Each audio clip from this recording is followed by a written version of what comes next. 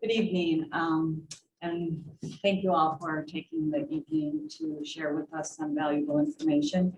I'm calling this meeting to order. It's 5:30 in the DEI meeting. Noting that the board members that are on that committee are present, as well as our 712 administrative staff. I need approval of the agenda. So move. Second. All in favor, say aye. Aye. Thank you. Any public comments? I didn't see any. Anybody out I there? don't know if there's any. Okay, thank you. So I'm just going to turn it over to Randy to do the intro and we'll proceed. Yeah, just a little bit of background. At the last DEI meeting, what we talked about was the kind of the notes that were taken by the board members who attended the listening sessions with students. And one of the pieces that I think resonated with the board members, it was just a response to any sort of behavioral issues at a school. And one of the things that Tim and I thought would be appropriate was to have all of our administration from 7 through 12 here, so that we could really have a conversation directly with folks who work with this every day and work with our students. And so they put together a presentation for the board and for the committee, and then we'll open it up for questions. So I know, Tim, you worked kind of to help guide that. So anything you'd like to add before you turn it over to the rest of our team? I'd just like to say that, you know, we're really fortunate to have our entire 712 administrative team, both of our head principals and all 4 of our associate principals with us this evening. And they've been reflecting on these topics as they always do, and they have worked collaboratively to bring this presentation together this evening. So they're going to share some prepared perspectives with the committee, and then you know, fully anticipating some questions and dialogue after we go through the slide deck.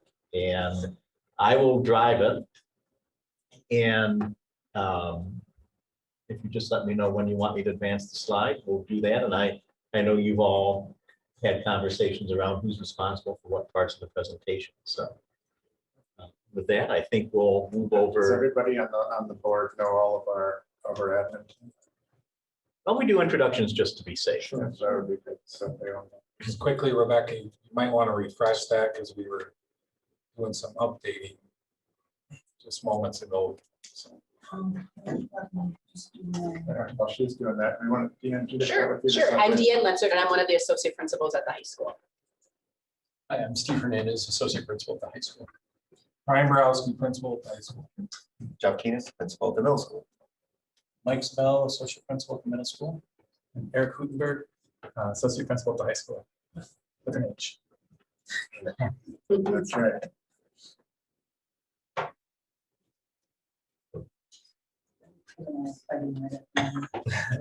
Well, okay. So the team's title for this evening's presentation is Safe and Welcoming Schools, Responding to Behavior. All right, I'll get us kicked off here. First of all, just thank you for the opportunity. Our 712 team is grateful for the chance for us to share our philosophy, some of our procedures, and it's also just, you know, what we do when behavior becomes an issue in our schools. So before we really get into what we do, I think it's important for us to talk about why we do what we do. And so we came up with 3 real core values, and those core values are on the slide here. They're around safety, student growth, and really, you know, repairing harm and holding students accountable. And I think this 3rd bullet point is really key because we run into issues with this when we deal with lots of people. Some people wanted us to hold students accountable. Some of us want to repair harm. And I think it's not an either or sort of a thing, it's a both.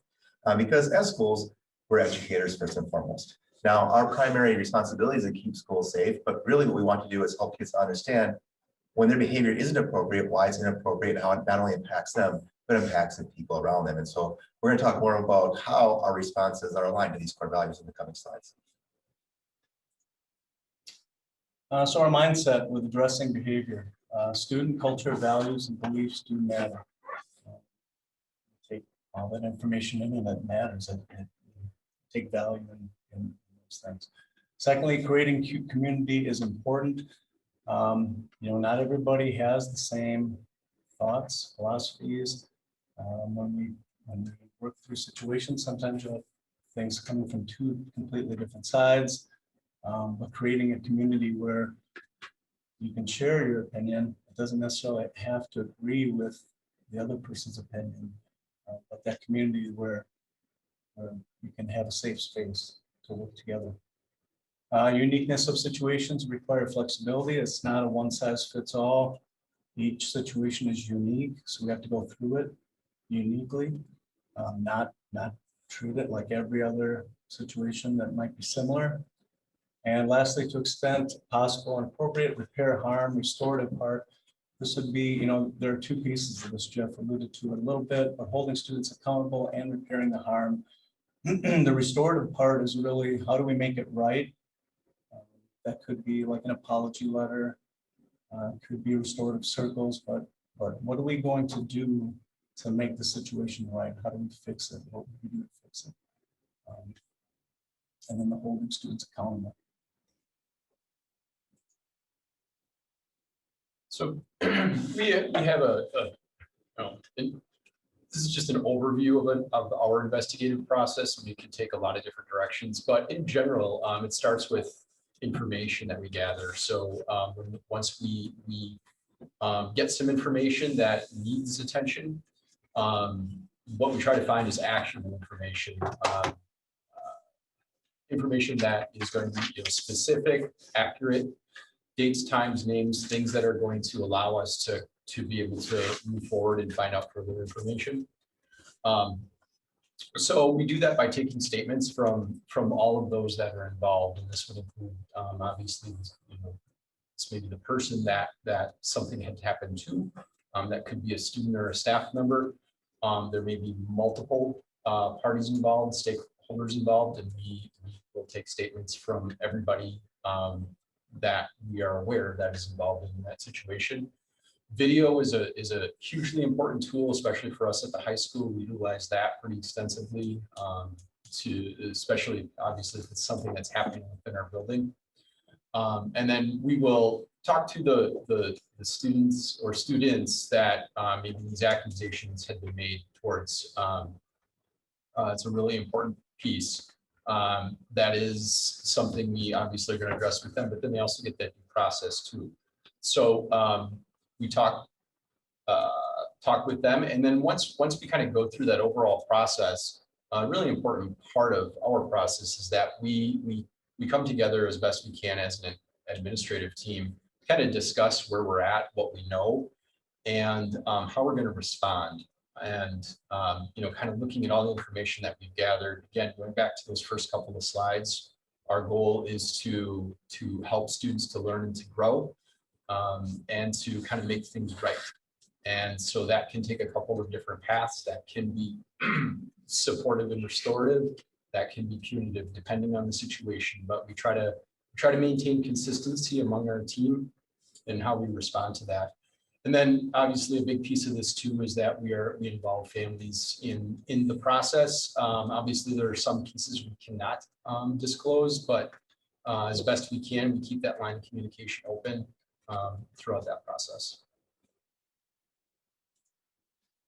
And then once we determine there is a response needed, we have a range of options that we like to employ. So depending on the context, we might start with a conversation. Again, as educators, we're seeking to build understanding of our expectations and what we need in the school. But if it progresses beyond that, then we try to seek out how can we, again, we're going to hear this a lot, hold the students accountable and also repair the damage. So you've heard a lot about a restorative conference so far, but that might be the next step that is kind of both educational, repairs the harm, holds the accused student accountable. So when we have a really good restorative conference, it kind of hits all those marks. But then there might be some more punitive aspects that we entertain as well. So we have detentions, and then a kind of longer detention. A Saturday school is a 3-hour detention on a Saturday morning. And of course, those can escalate or even jump to immediately suspensions or expulsions if the situation warrants it. But we also like to utilize our resources both in the school and outside. So in the school, we have our ATO DA coordinator that we rely on, our counseling staff, our social workers, our school psychs. And we rely on, I mean, even the custodial staff we rely on to kind of help us with some of our restorative pieces. And then finally, we have our school resource officer if we need to have law enforcement involved. And we usually are in tight consultation with him, especially with some of the more escalated behaviors we see. Here, what's an ATO? Alcohol, tobacco, and other drugs coordinator. So yeah, sorry. There's so many acronyms. I thought I'd hit them up. Eric, I know you mentioned it, and I've mentioned it. When you have your restorative conferences, is that both the party that was, you know, accused somebody as well as the person? So do you bring both parties together? Yes, both parties have to agree to do that and to follow certain ground rules. But typically it's the person who was wronged and the person who did the wrong. And then we have a, depending on the kind of restorative conversation we have a set of questions that we ask each party. So. Do you find that that is generally the first step, that they are willing to do that? Generally willing. I think it depends on the harm. Okay. So, you know, I've had really successful ones with kind of name calling and or overhearing something that made another student feel bad. And then there's a real opportunity for students to kind of talk about, well, I didn't mean that, but I understand why you're hurt. Those are what I find the most successful versions of that. But then there are other kind of more consequential behaviors that don't really make sense to have a restorative conference. And then once we're all done, we do try and close the loop to the best of our ability. We loop back in the parents and the kids that are involved. This is the part that can cause a little bit of angst though, when people get super frustrated because they want to know exactly what was done. And you can understand that, you can see where they're coming from, but this is private information regarding minors. We cannot release the specifics regarding any kind of disciplinary response. But we do try to the best of our ability to close that loop together, restore the harm, allow for a safe transition back into the building if there is a suspension or expulsion, and continue to try and keep everybody safe and move forward in a positive direction. All right, questions we often hear, what makes an incident actionable? We have to have a known offender, we have to have a known victim. So we could have a known victim, but have no idea who's the responsible party for what happened. So an example of that is if somebody wrote something on somebody's locker or put something there, and we don't have a good video footage of it. But most of the high school we have covered. But so if there was an incident like that, or something that would happen in a locker room, or where we don't have cameras, in spaces like that, a bathroom. And so we have to have the victim, and then we also have to have a known offender. So sometimes we get things reported anonymously. I heard this word said down in this hallway during passing time. Well, we have 1,400 students in the school. In any hallway, if you just do the math, we probably have 500 kids in a hallway at any given time. So to discern who did what in that moment, when we're not really sure what we're looking for, that can be a challenge. But so we need to know who the victim is. Like I think Steve said, time and those items, like we know the place, the time, who are some of the witnesses around that were in that space. That all helps. When a student reports, well, this happened to me like 4 days ago, and I think it was second hour. And then it becomes really hard. So the sooner a student would report the incident, it's easier for us to take action on it. We can start looking right away at either video evidence or interviewing students and figuring that out.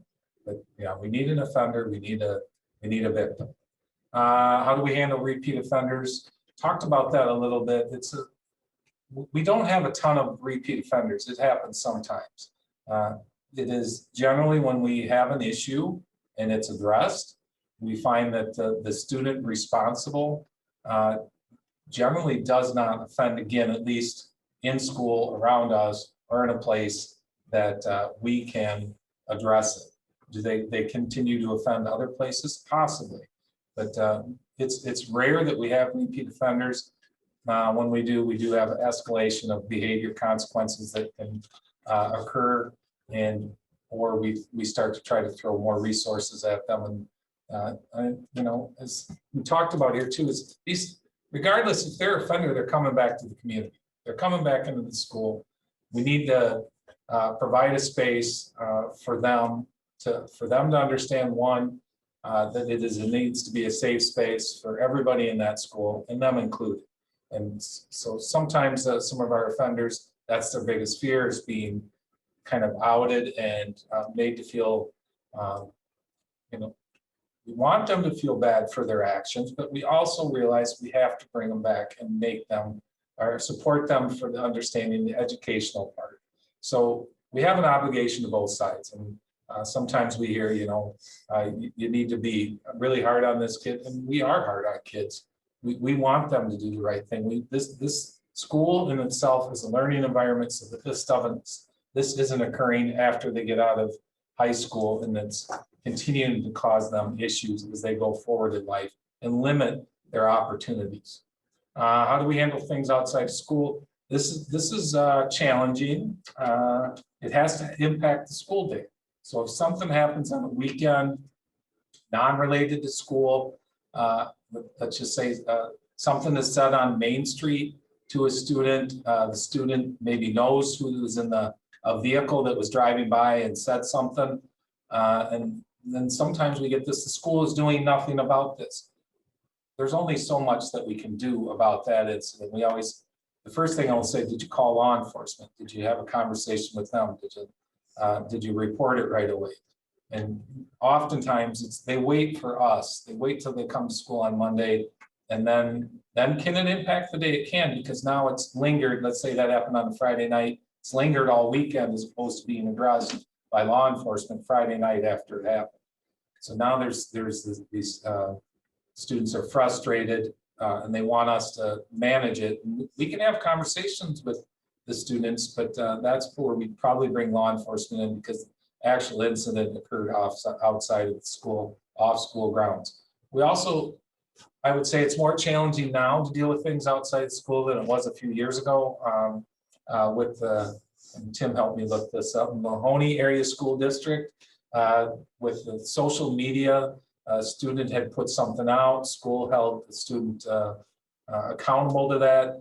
With that Supreme Court decision, we're less, some of the things that are on social media, we're less likely to be able to action now than we would have used to be.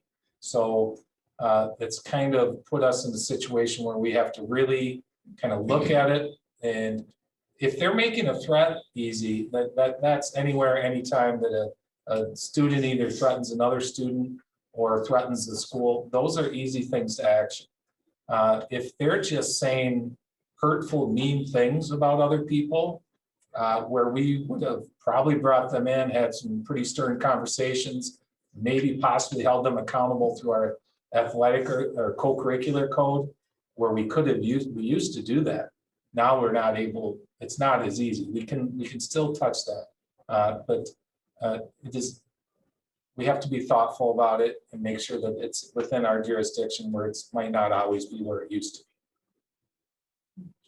If I can add something to that, Brian, I know that was a big piece just a couple of years ago when that court case came through.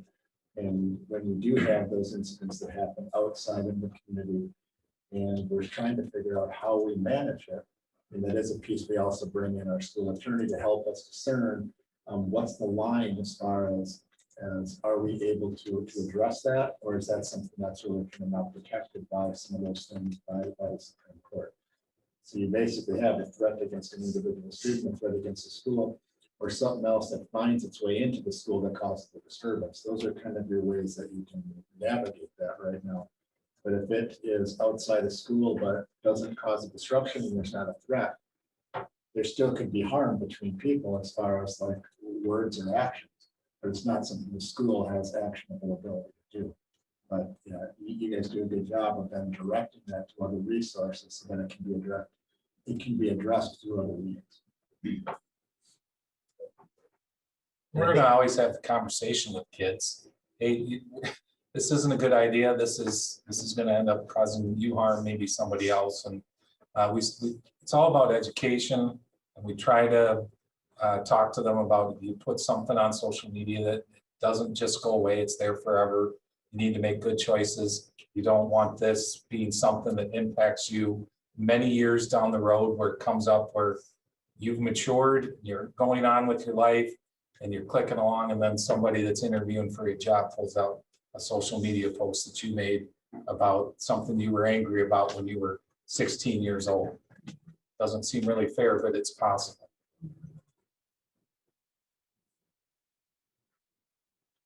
So one of the things, presentations done. You know, a couple things. One, get that new software package, is that working? And two, get the PBS. PBIS and SEL. PBIS and all that kind of stuff. How is all of that coordinated? You know, the information gathered. Let's throw it out as a question. Software you're talking about the reporting tool. The reporting to that. Might start with that one, like what do you see like with the reporting tool? And, you know, how has that come to address some of the things here?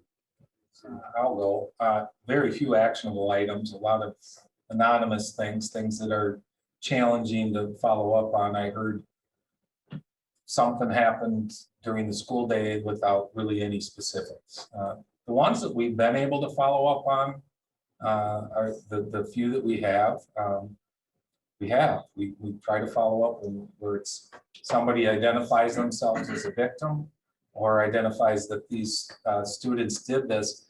And they're against the challenge. Like if I say that Randy did this to me in the hallway, but I don't say who me is, I have a hard time actioning that. So I need to know who the victim is, so what exactly happened and where and when. But we're getting a lot of non-actionable reports. Jack, I would say that's pretty much the same at the middle school as well. We're getting things where they're mostly anonymous. Sometimes it'll be anonymous from somebody, but they'll mention some student's name, which makes it very challenging because, as Brian mentioned earlier, having both who the victim is and who the person who committed the offense is critical to doing the investigation. And so when you only have the person that's being accused, a lot of times they say, I didn't do that, and it's hard to follow up. I think the other thing, though, that with the reporting tool that is maybe a sliver of positivity out of the frustration of not getting a lot of actionable things is it at least gives us some guidance as to what things are frustrating people, because we're not just getting things about like so-and-so did this to me. It's this is frustrating me about X, or this teacher is frustrating me about that. And sometimes a lot of the stuff is just frustration, but there's always a sliver of something we can take from that to help guide our SEL efforts and things that we do during our advisory time and during our homes to help students understand, and during our PD time with our staff to help people grow and continue to understand those things that are out there simmering and trying to get being more proactive versus reactive to help increase the school environment. Can I ask a question about the reporting tool? If you're not getting very many actionable items through that tool, are you communicating that with the student body that's maybe, do they understand that they're not seeing any action because they're not identifying themselves? Or how was it rolled out to the student body?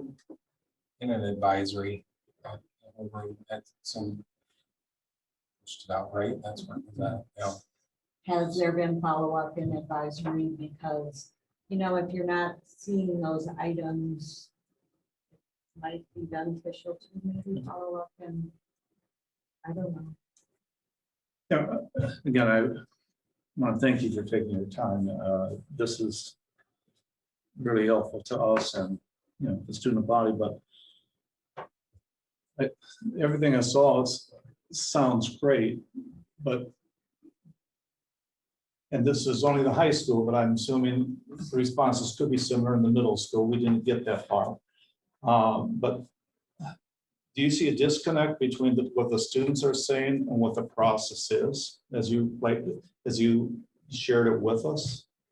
I think the disconnect is that they want to know the results of what happened. Right, and when I look at the process, I think their frustration that I've heard, particularly from the Justice League, where we had, I don't know, maybe 25 kids in there, that they report something and they're not involved as a victim at all. Once they report it, they're done. And there's no follow-up to them. And I'm wondering, is that part of the missing link, that I don't know that we can share everything that's being done, but you know, if there's a talk to, if someone's calling, you know, using the N-word frequently with the person, or if someone's disparaging someone because of their gender identity, whatever, shouldn't, at that point, shouldn't there already be sort of that restorative conference so that the victim has some kind of feeling that they're being cared for versus some things being investigated and nothing else is being done? That's what I felt was what I was hearing. They just felt they're not being supported. They reported and it's left.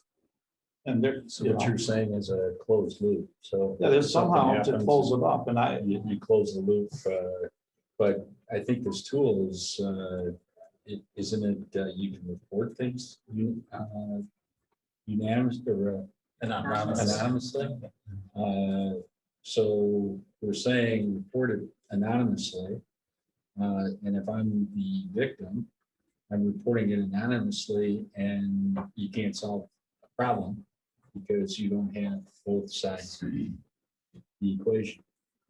But I gotta believe, to your point, that you know, you should be getting themes as to, you know, this is happening or that's happening. So even though you might not be able to use it as a disciplinary tool, at least you're using it as a professional development or what to watch type of tool. So it's somewhat benefit. It's not some problem, but at least you're getting information. And the tool is still fairly new. I mean, we rolled it out over the course of March. Right. And so, you know, I think we're getting a good sense of what types of reports we're getting. And so, Joan, I think you bring up an important point. If there's areas where we would like students to do some things differently, maybe there's a reteaching component we could look at. But I think we're not quite at the stage yet, Jack. I think it's been out there long enough where it could then kind of feed into a staff development process, simply because it's still about 2 months old. I think part of the, when you rolled it out with advisory and with the homework, I think there was the piece about how to use the tool, how to make it most useful when you get the information. So adding those pieces in there, that having your name associated with it is going to help us to forward it, but it is an option to keep it anonymous. And I think that was communicated, it communicates what the issue is, but may not allow us to specifically address it. I know the students, and you know, the responses we got came pre-tool being rolled out. So it was really based upon interaction with reporting to administration or whoever. I mean, they may be reporting to a teacher, expecting the teacher to go, and that part, I don't know how that transcends from student to staff to reporting it. But this emptiness they felt, it just concerns me. And one of the things they talked about was providing an opportunity, and maybe be through that scheduling, you know, the Restorative circle. right. I'm sorry. Context. Sometimes it's muddled up there, but having an opportunity to have a themed discussion among students that they can share some of their frustrations or some of how things feel when this is done, and that sort of thing seemed to be a component that one of the groups shared. I think Joan, you were with that too, and it might have been above the influence group, I think. But how do we tell these students that we care for them if they don't feel like they're being cared for? And I mean, they even have frustration with us as a board. They when we came in, they felt we were there to be there, but not really. It's really meaning to make a difference. That's how I think empty they feel about trusting, whether it's building administration or central administration or school board. There's a lot of that we're alone against the world. We don't have anyone taking our back. I think though, one of the things that I was pretty impressed with was when we were LGBT. They talked about, how they didn't like what young Republicans were doing or young conservatives were doing. And they actually reached out and had that conversation, and you started that dialogue. And, I think in some of this stuff, how do we create the dialogue, between, these different groups? And, I guess the question I've got is, you've got, these groups that get together. What do we really talk about when we're, in that time? When the club is together, what's the dialogue? What's happening in those meetings? Obviously we were there, we were listening, but what happens on a regular basis? So like when the Justice League meets, what are they meeting about? Yeah. What's the topic? What are they discussing here? Or what are they, what are they trying to do? Or when the Black Student Union meets, what are they, trying to do? Or any of these clubs, because I sit and watch the news, and some people watch this news and some people watch this news and some people watch this news, and and you kind of get that you start following a specific trend, right? So I'm just wondering, what happens in these club meetings and discussions. Oh, everyone's a little bit different. Sometimes they have agendas, sometimes they have things that they're working on, sometimes it's an open discussion, sometimes it's guest speakers maybe coming in. It just is really dependent on the club and what their interest areas are and what they're up to. I think it's also a place for students to just be. For people, a place for them to feel comfortable, a place for them to feel safe around people who are similar to them. So sometimes it's not even they're trying to accomplish something other than to feel safe someplace in school. And other times, to Ryan's point, they do, I think, sometimes talk about like what kind of things are going on in school. And if we have skilled advisors, and I think we do for the most part, they help kids by asking them questions in a more asset-based way. Whereas, how do you help people understand what you're experiencing in a way that can help us address the issue? What kind of things they're experiencing that maybe other people don't understand how it's impacting you, and how do we create that awareness versus being, an activist, so to speak, which I think some people take in a variety of different meetings. It's how do you help people understand what's affecting you and how we can build that sense of community in our schools. And so I know at the middle school level, we don't have quite the extensive array of clubs, but we do have a couple, and that's where they focus a lot of their energy on. Is one, just creating a safe space and feeling good about being at school, and two, how do you help people understand in a greater sense of community how things are impacting you in a positive problem solving sort of aspect. Kind of going back to what you said, Mark, give me a little bit of time here to reflect on that. Obviously it doesn't make us feel good to hear that they don't feel supported. We found times we go back and we're able to work with the student and maybe even have a restorative circle, get things solved. And sometimes it's individuals on the outside of their circle who are frustrated with the way things went. Maybe not even the victim. The victim is okay with the way we managed it, but people are angry and frustrated, and then kind of snowballs from there. But yeah, it doesn't make us feel good to hear that. That's something for us to reflect on and do a better job.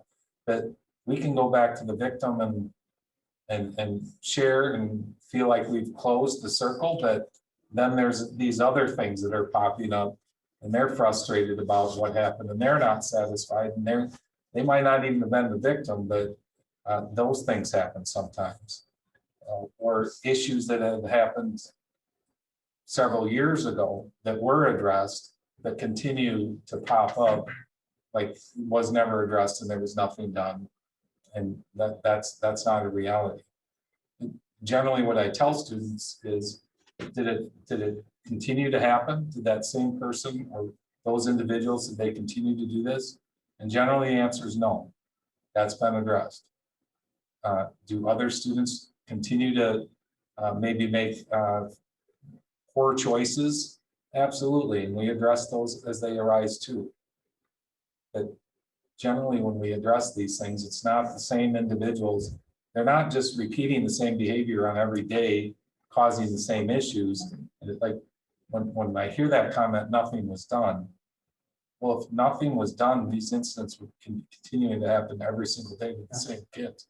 That we really work hard to make sure that does not happen.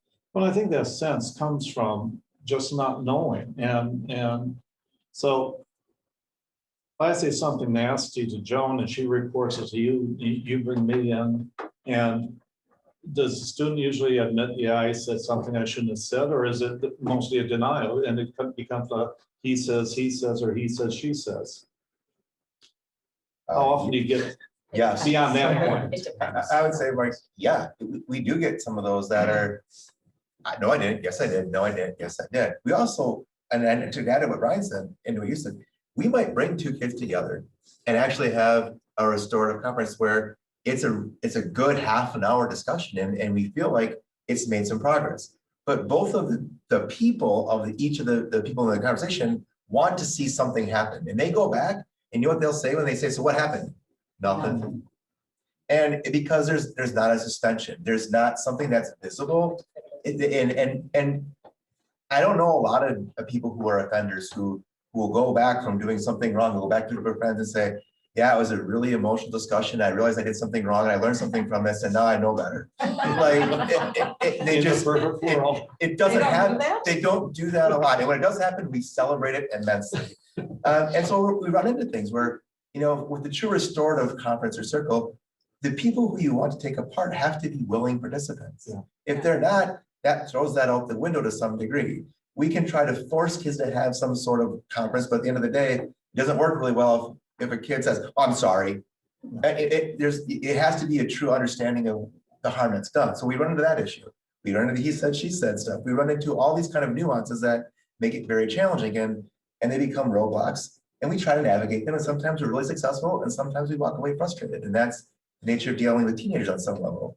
But yeah, like the answer is yes to your question. Yeah, all those things happen.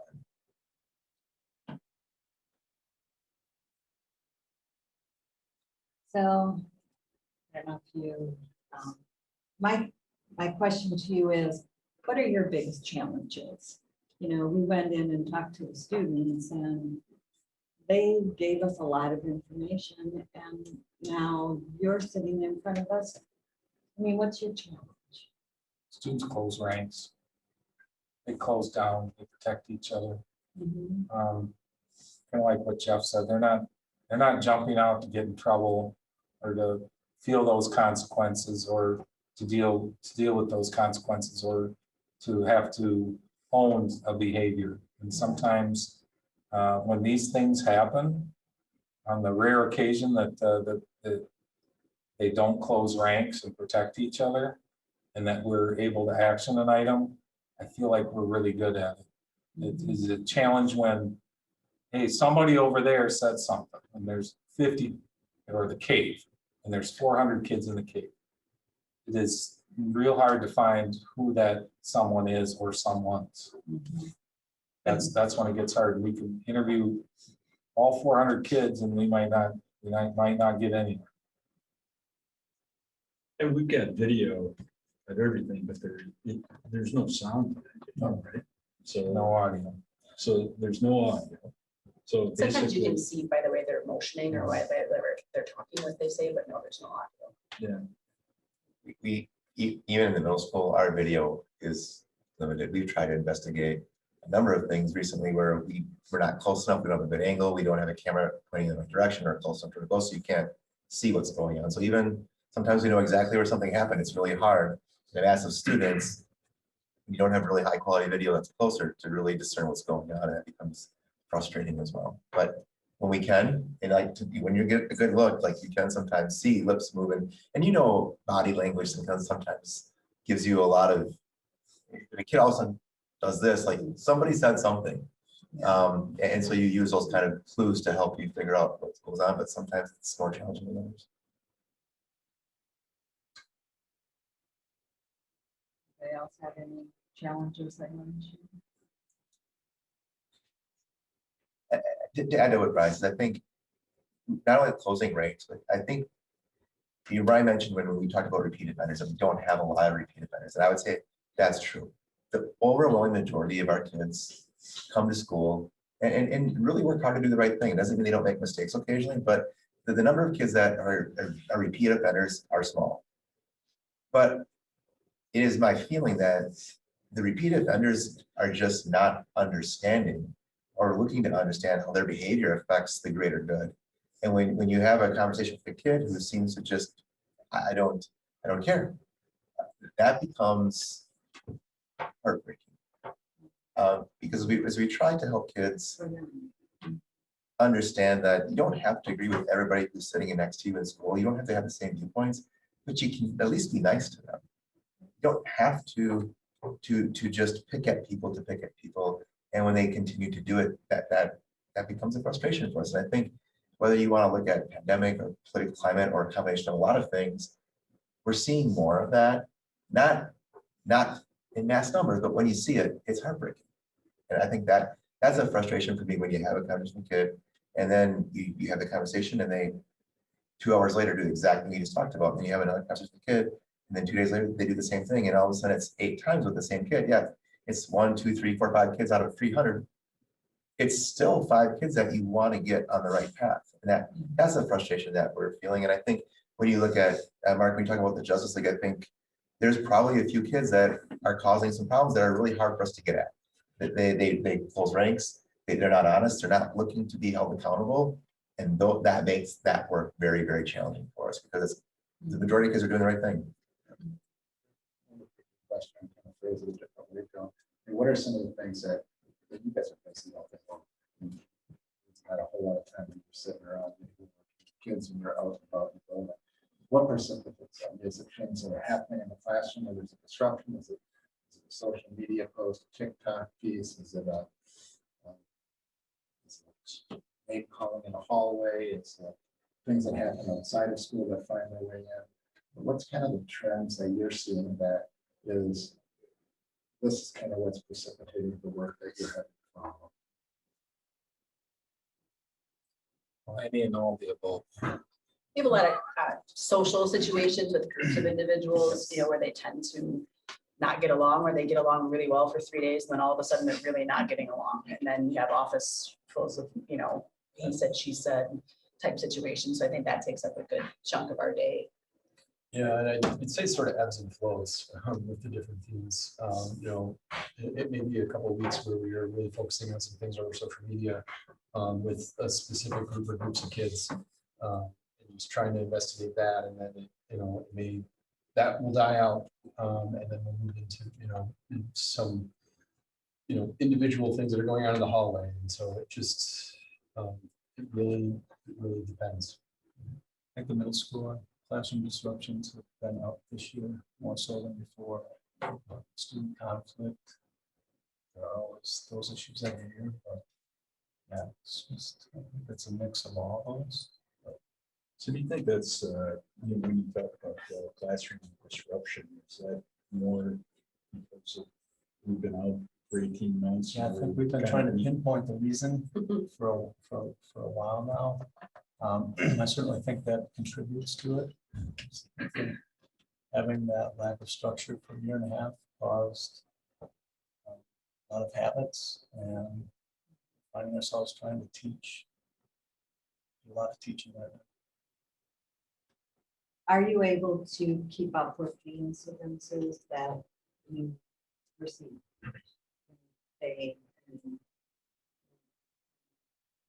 Yeah, and we have teams, right? So if one of us gets, stuck in a situation that takes all of our attention, we just know to cover each other and make sure that everything gets addressed on a daily basis. You're able to keep up. Yeah, definitely very close to the same idea, same concept.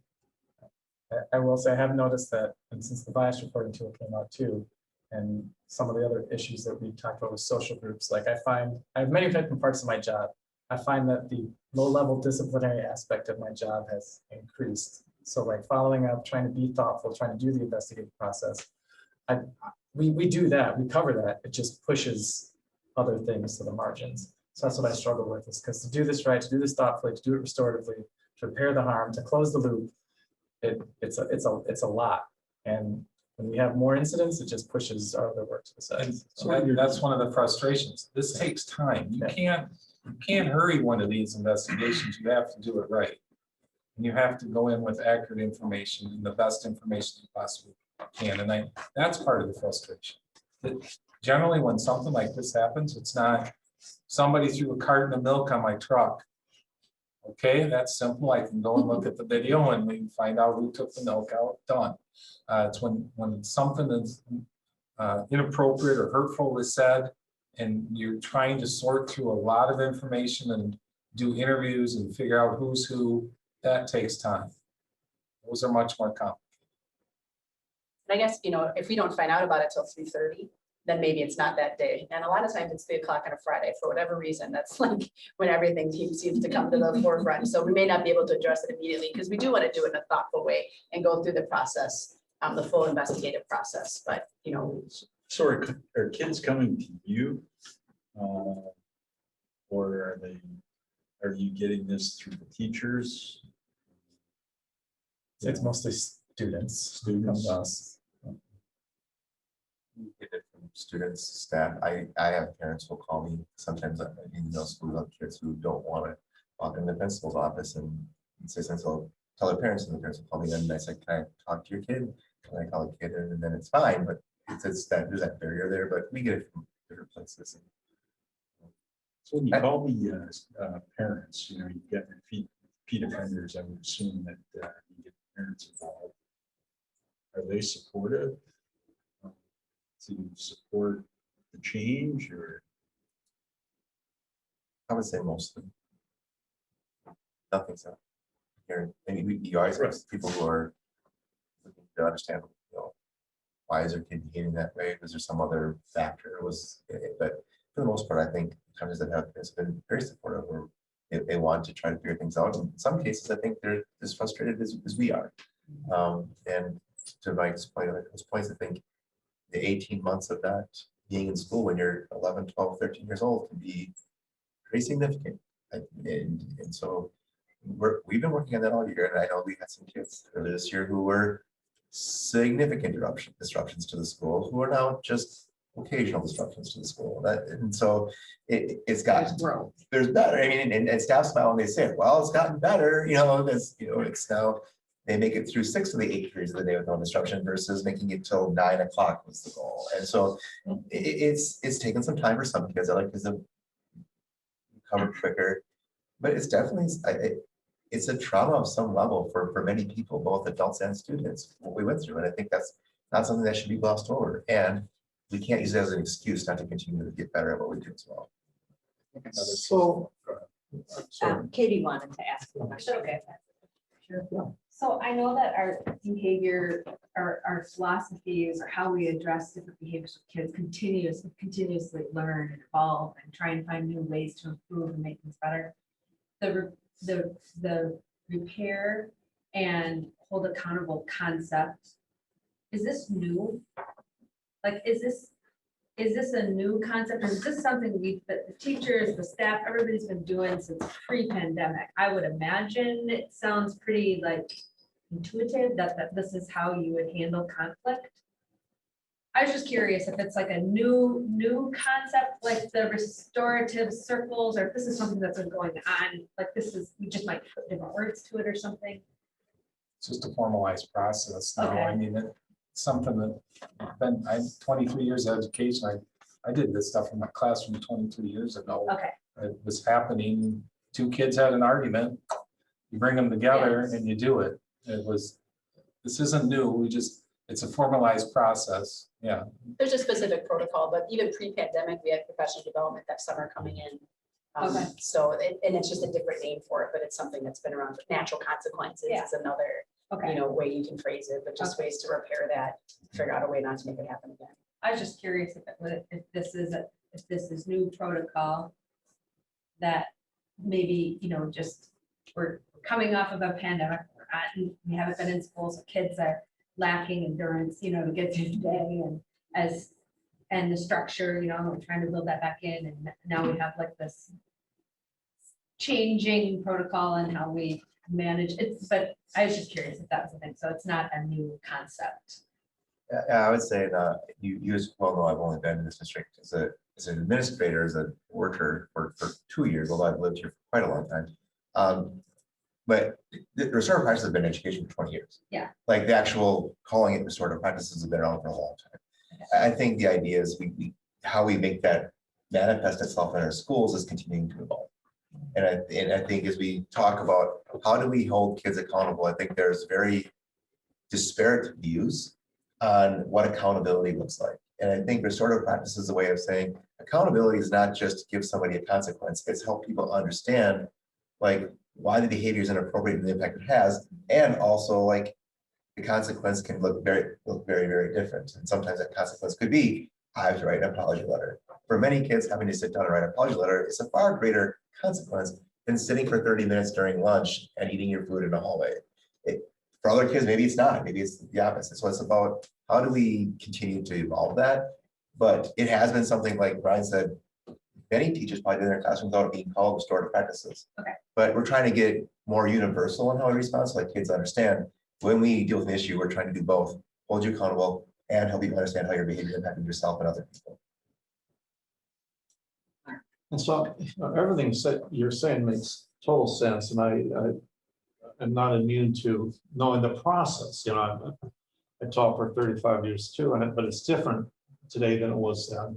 I even returned in 2008.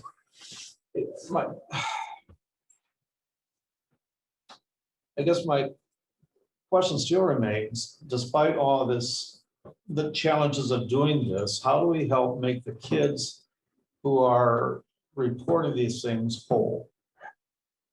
Do we let their parents know that an incident happened that you're investigating? Did the students at least find out that when it's all done, they're called in and we've dealt with it, we can't tell you what we did?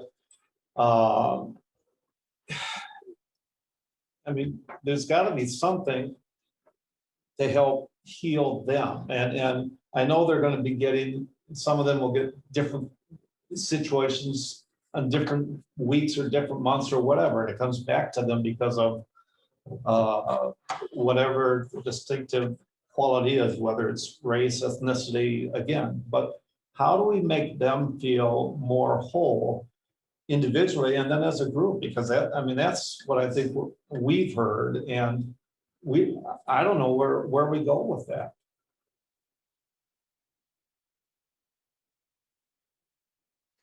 I guess one of the things that again, I bring you back to talking with these kids, and I was really impressed with crossing the aisle and reaching out, which, I think one, it's kind of a confidence builder that, hey, I can do that. And two, it's kind of a leadership role that they take, that, hey, I want to do something about this. How do we foster those discussions between these groups? And one of the thoughts that I had is, next fall we put together a DEI Leadership Summit on a Saturday. Where we get the clubs together, and Tim thought even the sports teams, get some of the captains of the sports team. So now we've got all of our extracurricular, we bring in some speakers, where, it might be, some industry type speakers like American Family, or, Kevin Conroy from Exact Science. You've got, the leader of MadRep, because even in industry, we're talking about this stuff, right? And maybe at the start of the day, all the clubs are, by themselves, in their groups, and then, you break them out into groups where, they have to rely on each other. So somebody from the Black Student Union works with somebody from Young Conservatives, works with, name the club, and they have to rely on each other to solve a problem. And then maybe at the end of the day, you have like a little reception where, these kids can, potentially mingle, together. And, what you're starting to do is potentially break down those barriers between these different groups. And maybe you start creating some relationships, at least, I can talk to you now because I had to work and solve this problem with you, right? And, obviously it's a small part, but, you could, bring some educational type programming to that throughout the day. So, I think one thing, and I'm going to circle back to Mark's question for a moment. Something that has come up some. So our conversation this evening is focused a lot on how are we handling specific incidents. Right. And in some cases, we've talked about the repeat offender. And I think we've got solid approaches, very solid approaches for dealing with specific incidents. And, so some of these situations are more difficult to move than others. But I think what you're hearing are a set of school leaders who have very good strategies. To the extent you can have good strategies dealing with adolescents, with adolescent behavior, dealing with repeat offenders. Repeat victims is something we have a less solid handle on. Now, to be fair, if Deanne sees Jack 3 times in a year for something that's happened to Jack within the school, I think there's a good sense of patterns of repetition. And if we have students who have been negatively impacted multiple times, that may go beyond what one of the APs or head principals might do. That might get more into the area of our student services staff. But I think within the school, that's one piece. But I will say, as kids move from school to school, and they may have episodes that in the school they're in right now might seem, well, this is the first time I've seen Tim be targeted this way. It might not be the first time that student has been targeted over their career. And we don't always have good ways to track that. And so then it lands differently on that student than the student who is like their first time experiencing that. And so, I do think that's something that's come up a little bit. I don't think we've got really, Steve started some of these conversations in our design team meetings. I don't think we've got a really good solution for you right now, but I think that contributes in part to what you're hearing. I don't think it contributes entirely to what you're hearing. And I would say too, to Mark's comment, I think I'm only going to speak for myself since I haven't talked to the team yet about it, but I know that I'm feeling frustrated that like students feel frustrated like that because we feel we're doing this and they feel we're not doing this. So there's a disconnect somewhere. So I think one of the things that I always like to think about in my mind is how can we make this more universal? How can we actually have an established protocol? Because I don't. When I close the loop, I just do it individually every time. And sometimes I know that we share, like we'll have incidents and we share students across each other. So there may have been a time when I lost a student in the mix and didn't need to close that circle. So it might be something that we talk about as APs, especially about what kind of protocols we have, including like maybe we need to use better language. Because when we go to you and say, we did something, but we can't tell you, maybe there's a better way we could say that instead of that. So I think working with student services though to help us with that. And also maybe when we do that conversation, we say something better than that. And then we say, here's some resources for you. You know, you can reach out to your counselor and things like that. So I think that's maybe something that we could explore just to make sure that every time we're closing the loop. I still think some people think that we haven't closed the loop, but at least maybe that perception will be a little less. I also think that sometimes what we've seen, what I've seen a little bit is when the behavior doesn't change, the perception is nothing was done. And when we do have those few repeat offenders, well, they must not have done anything because they did it again. And when you're when I hear that from kids, I want to talk to the kids on an individual basis, because why one kid doesn't feel supported is probably very different why the next kid doesn't feel supported, and it's probably very specific to a very specific incident. Like, hey, this thing happened. I don't feel like it ever got closed, and we might, to Eric's point, we felt like it closed. We had a full conversation about it, but because we didn't tell them what happened, or because the behavior happened again, there's this perception that there's a lack of support, or sometimes maybe we just did make a mistake and didn't close the loop. So all those things are possible. I'm not going to sit here and speak for all my colleagues. I am not infallible. I sometimes forget to close the loop or don't do something, and thankfully half the time or better, Mike reminds me, or somebody does, but we can all get better at that. I think there's some good feedback here on, maybe to Derek's point, creating tighter protocols about how we as administrators close the loop. But it is, I agree, right? When we hear kids say we're frustrated that we don't feel heard, that hits all of us pretty hard, because we all come to work every day for that sheer purpose. And so, yeah, it's good feedback. Well, I think it's hard too. You got 600 kids in that building. You know, everybody's busy. Yes, you want to do the right thing. But, you know, I can see it's a challenge. You know, we get a board level where, you know, the teachers don't get board supports. Okay?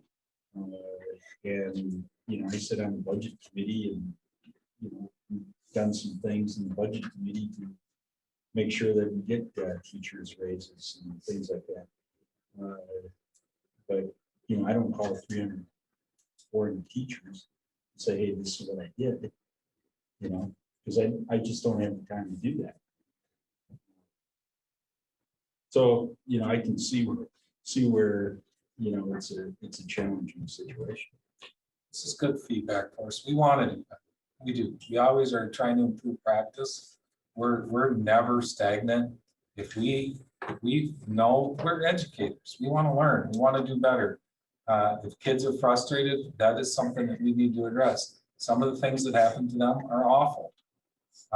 We address awful things on occasions. Those are hurtful things that if they happen to me, I don't know that I would ever let go of them. Those things happen. Those are things we deal with. It doesn't feel good, but we address them. We get in there. We do that work. It is hard work, but we're doing it for the kids, and we're doing it to try to make sure that they have that safe environment so that they can just come to school and navigate their day and not deal with some of these things. But it's absolutely, I'm, like Eric said, it's hard to hear. We've heard it. Can we improve? Yeah, absolutely. That's what we will do. We'll do the best job that we can. When I'm meeting with kids, we just had a conversation with a group a week ago, 2 weeks ago. They were bringing up incidents from several years ago that happened to them that they didn't feel were ever resolved. Now I'm sitting here reflecting on that, still not sure what I could do to fix some of those events, because I don't know that I could, but that's still resonating with them and still upsetting some of these students, which understandably so. There's awful things that sometimes happen, and we take those seriously and we do address them. And it is, you know, we want to do better. That's just where I'm at. We want to do better. And we sat in on a lot of those meetings as well, and it is super hard to hear because all of us, right, we do the best we can at any given moment. But even just the perception, even if the kids feel like they weren't heard, that means that we need to do better and we can do better. So we appreciated that feedback both from the kids and from you guys for reflecting on it, figuring out a better way to make them feel supported. I just want to thank you. I am so impressed by what I've heard here tonight, and your commitment and how you deal with each incident. And, you know, perception is reality, and we know what the kids told us. And it's just, I am overwhelmed with what I just heard from the 6 of you, your input and what you have done. And, you know, and I appreciate you saying that we will try to follow up and do better. And, you know, I hope that, you know, these kids feel heard and feel that we have done something, because I'm really, really, truly impressed with that. Oh, thanks. I think one of the things these guys aren't stating is the work they do isn't 7:30 to 3:30 work. Because it's the events that happen, these are the folks that supervise all of our activities, our concerts, our plays, our musicals, our sporting events. Those go every nights throughout the week. They go Friday nights, they go Saturday nights. They just had prom this past weekend. All of those things create more of these issues, and then those get addressed. And so they're going to have to talk to many of you on Friday evening when there's something like that goes on. I know Brian's connecting with you as you hear things and the email pieces about reports that come over. So some of the work that these folks do, and particularly at the middle school and high school level, it just doesn't seem like it happens because of all the level of activity. All of those bring forth opportunities where something could be perceived or something could happen. And these are the front lines kind of working with it. And then they're working on for the weekend, or they're picking it up on Monday. And to your point, Eric, I appreciate the work you guys do, because you're also curricular leaders, you're also supervising teachers, you're doing evaluations. But the work that you're doing, it's one thing to really kind of have a student come in, provide a detention and say done. But when you start to do some of the other pieces where you're trying to kind of, there still may be a detention, but you're still trying to bring people together. That's also taking away from some of the others. It's not taking away, it's just additional work that you're doing. But they have huge jobs, and I really appreciate what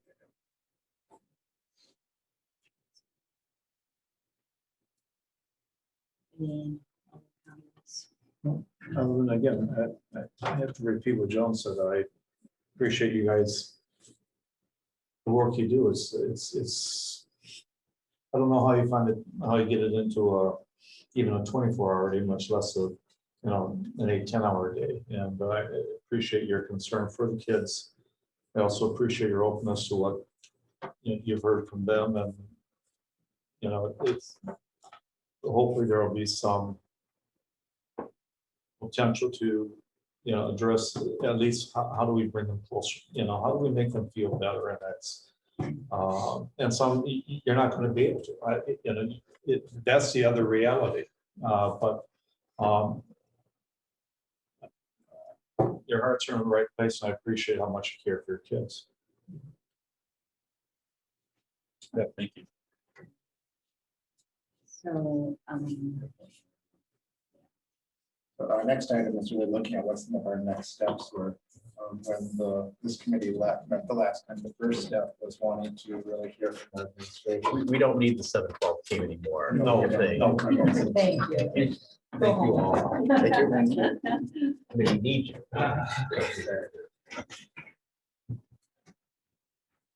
So the first piece that the committee wanted to hear was from the administrative team. That's what you heard tonight. The second part that you lined out was you wanted to hear from our student services staff. This is kind of our counselors, our psychs, our social workers. So that's a piece that Tim and I have talked to Chris Mann about, student services director, about that being really the next step. But I think one of the things that would help us is to know what specifically would you like to hear from them. I mean, certainly those folks are, you heard kind of their role in some of this. But is there anything specific that you'd like them to necessarily bring as part of their conversation with you the next time? Well, I would like to hear more about the SEL initiative in that 712 program. And that would be Mark Mann's wheelhouse. If she could address, what is the curricular issue? What is just kind of the focus of the SEL in the 712? And any behavioral program that any initiatives and behavioral programs that they have brought into that grade level? Yeah, the PBIS stuff. Other things.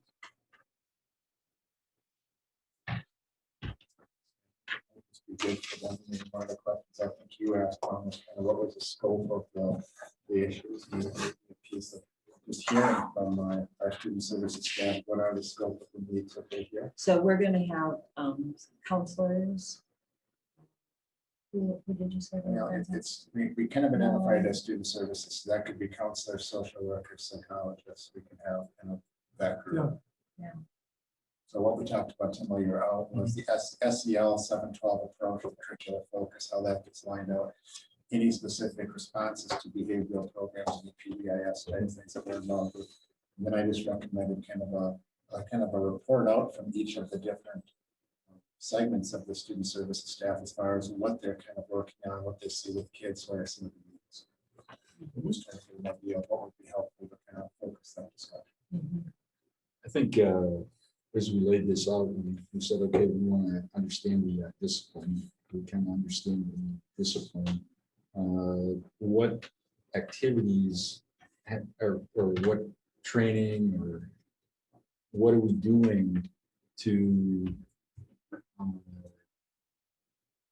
provide the students or staff before it becomes a problem? Yep. You know, that's what I would be interested in, because The educational component Yes. that might help prevent. You're kind of looking at the SEL piece, which is kind of the student delivery piece, but you've also got training we've done with staff. That's also helping them help to better understand it. It's kind of our trauma-sensitive, trauma-informed care type. approach. Right. Any of that. Conflict resolution. Yeah. and those things. I think that gives us direction. So what we'll do is once we have kind of the committee kind of restructured, we'll have that discussion at the next board meeting and set that up, and then we'll have a date before the end of the school year for student services. Would I, go ahead. I don't know this other line.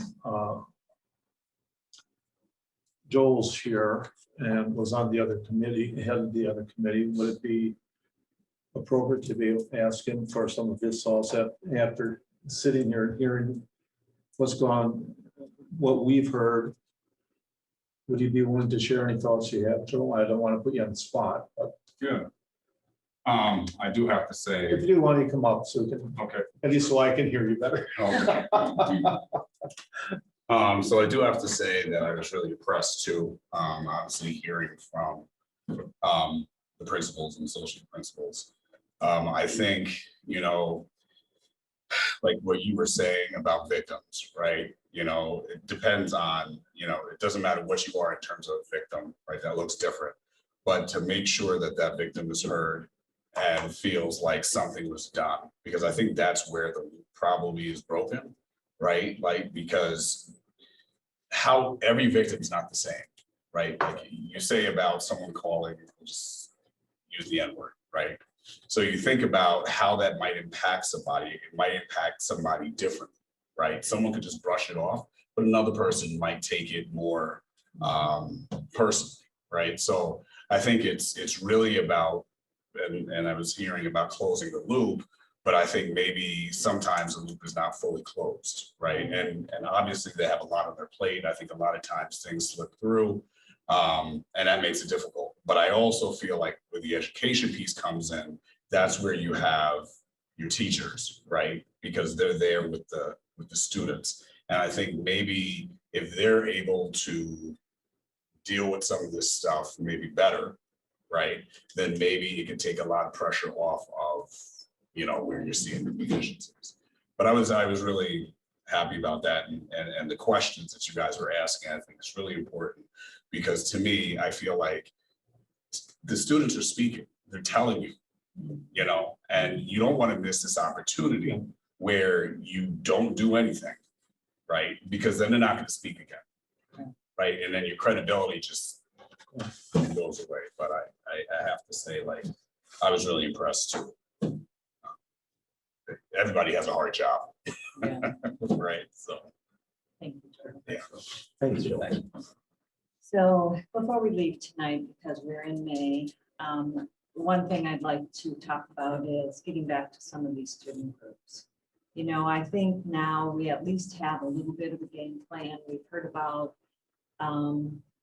you know, we've heard from the principals how they deal with behavior. You know, I think that that gives me much better idea of how to even discuss what should have happened or probably happened, and maybe they didn't get all the facts for, you know, all of these reasons, what our next steps are.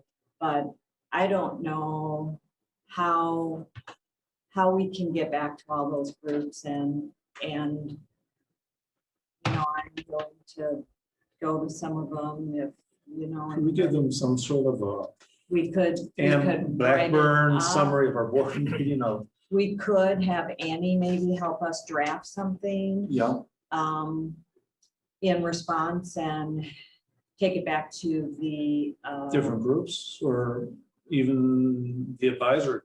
the advisors of those groups or Yeah. something. I do think, you know, when we talk about closing the loop and being heard, I think we have that responsibility too. And Yeah.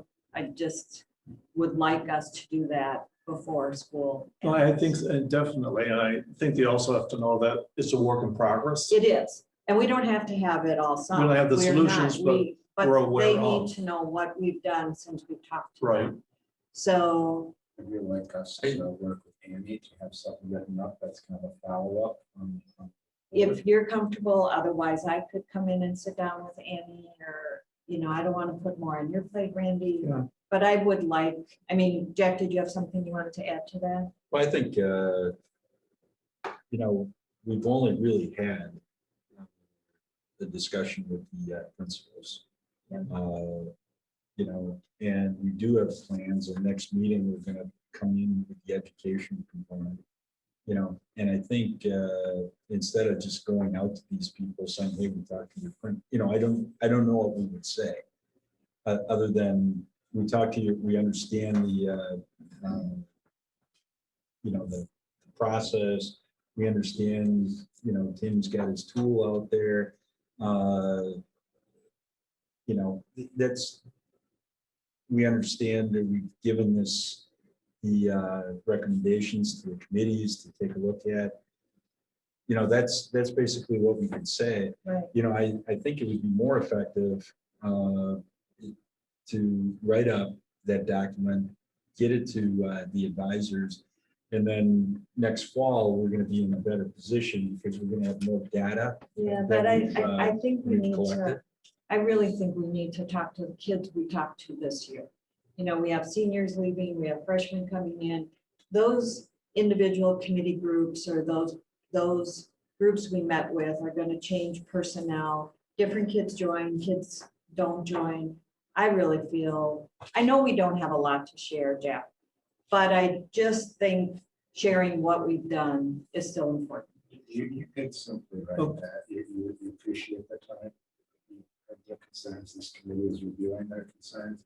Your first step to address their concerns was to meet with the administration. The second piece is your meeting with student services. Yeah. And that this is the beginning of a community dialogue to Yeah, address it. and I didn't hear all that, but I think an important piece is that we're aware of this loop isn't ended and that's what we're struggling to do. Right. That's the work in progress, but they need to hear that piece very much. Yeah, Um, and I agree with you, Jack. We need to go back to them next fall Right. because there's so many more steps. But I don't want to miss the group we just spoke to. Right. Joel, I wouldn't wait till next fall You because would. I wouldn't, you wouldn't. because I like what you're saying, Joe, because if you don't capture this moment now, right? And honestly, you probably should go back to the people who you spoke to Yeah, and verbally in person tell them. That's gonna mean a lot more than writing Than just something and reading letting the something. fighter. Kids don't care about that. Yeah. I guess I feel like if you're trying to impact hearts and minds, you need to show that this was important to you. So by you showing up, I believe, and telling them, and this is what we're doing, is gonna go so much further than you just waiting. Because I again. I think that's a good point. I agree. I personally would rather go to the kids.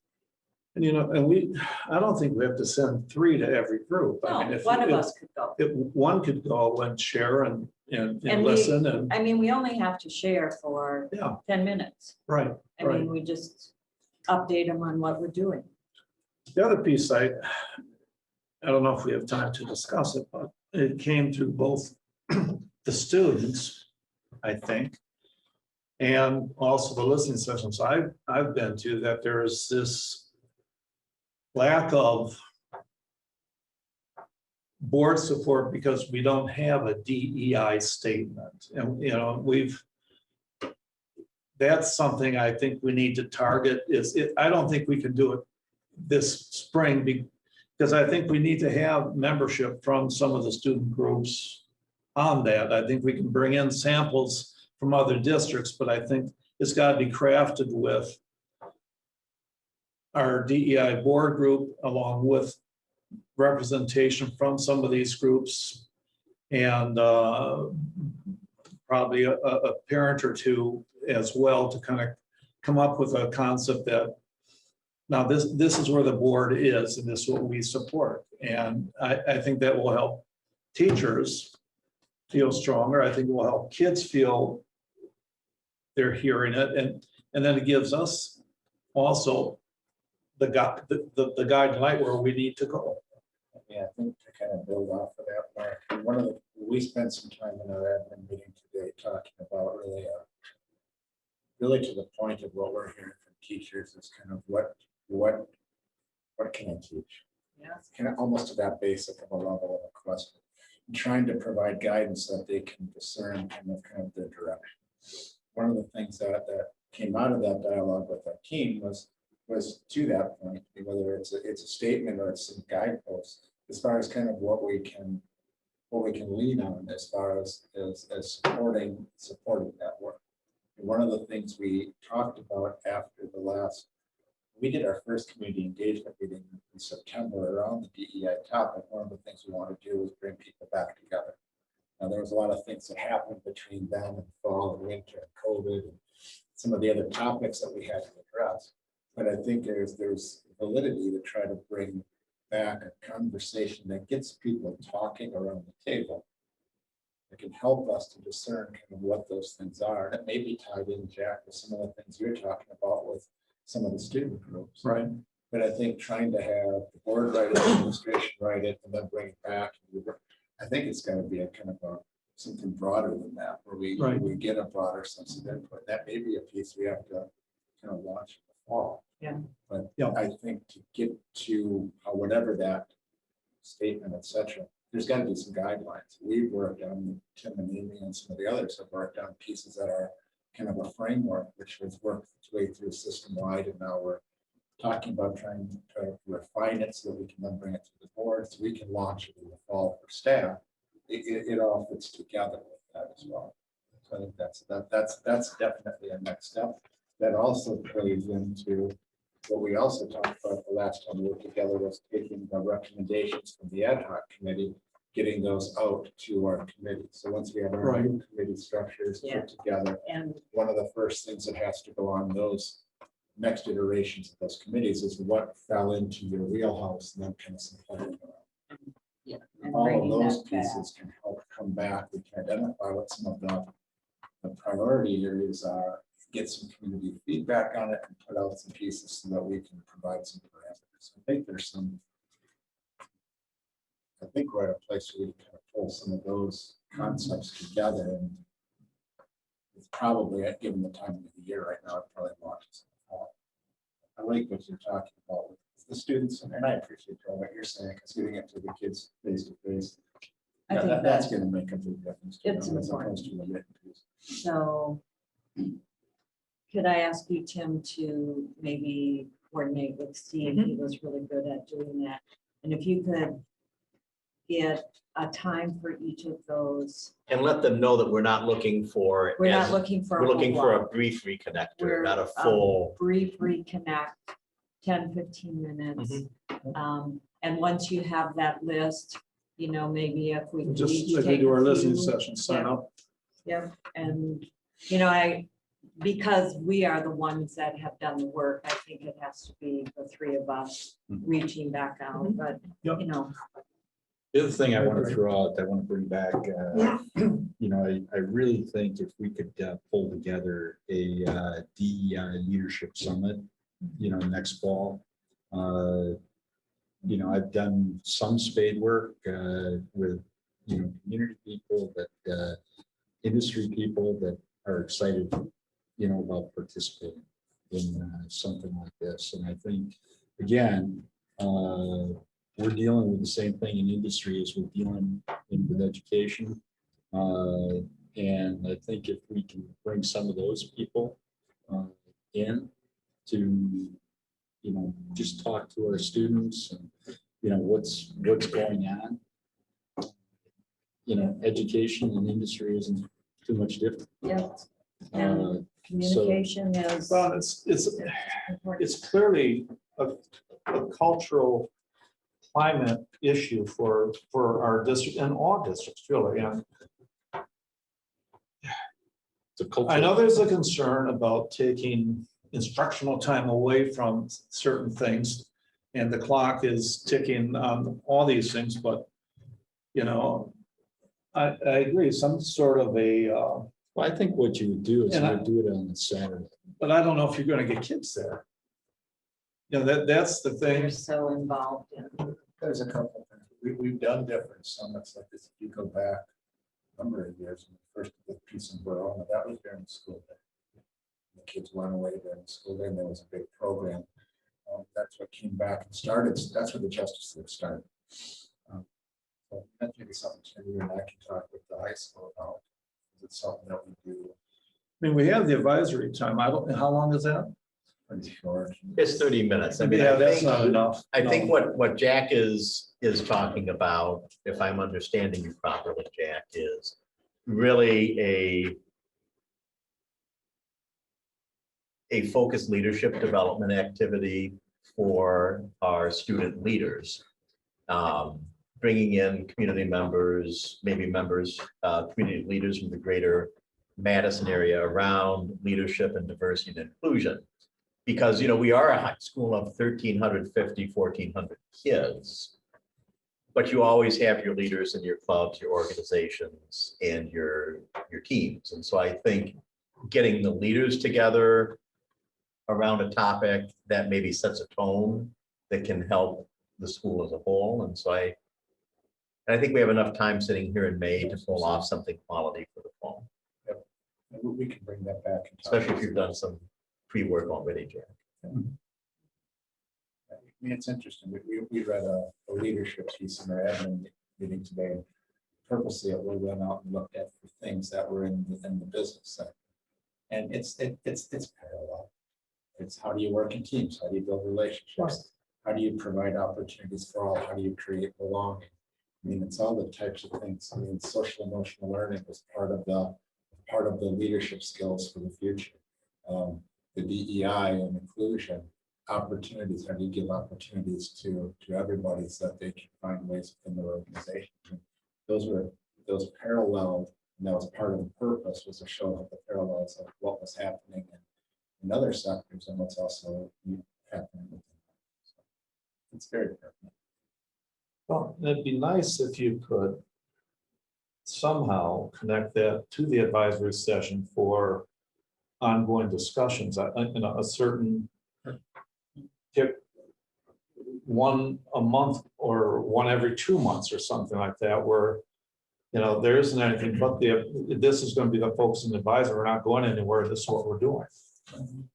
To allow that to carry into the student body. I mean, you're going to have a select group there, but then can we transition that into a greater audience? And I think one of the things that might help is as we get into our next meeting, we meet with the student services staff, and you start to see what does the SEL curriculum look like. The SEL, it's kind of like what Katie was bringing up before when she asked restorative practices where there's new. No, it's just got a new name. We've been doing restorative practices and we get kids together to talk through problems for instance.